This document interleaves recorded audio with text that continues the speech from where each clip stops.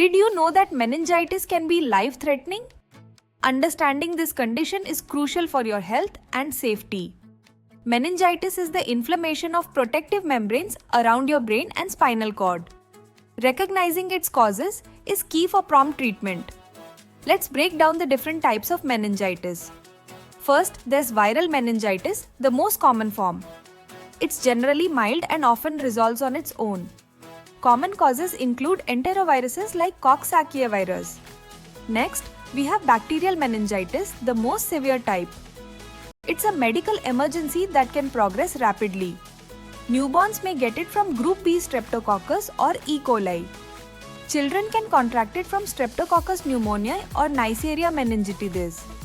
Teens and young adults frequently face Neisseria risks, especially in crowded environments. Older adults are also at risk from similar bacteria. Then there's fungal meningitis, which is rare and affects people with weakened immune systems, such as those with HIV/AIDS. Non-infectious causes include cancers and inflammatory diseases, showcasing a variety of potential triggers.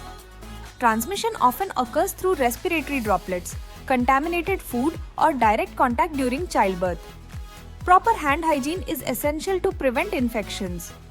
Symptoms of meningitis include severe headaches, high fever, and a stiff neck. You might also experience sensitivity to light and sound, along with nausea.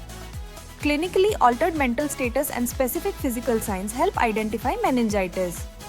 Important assessments include Kernick's sign and Brudzinski's sign. Diagnosis begins with a lumbar puncture, which collects cerebrospinal fluid. Analyzing this fluid distinguishes between viral and bacterial meningitis. Imaging tests like CT or MRI may be necessary for further evaluation. If bacterial meningitis is suspected, immediate treatment with broad-spectrum IV antibiotics is critical.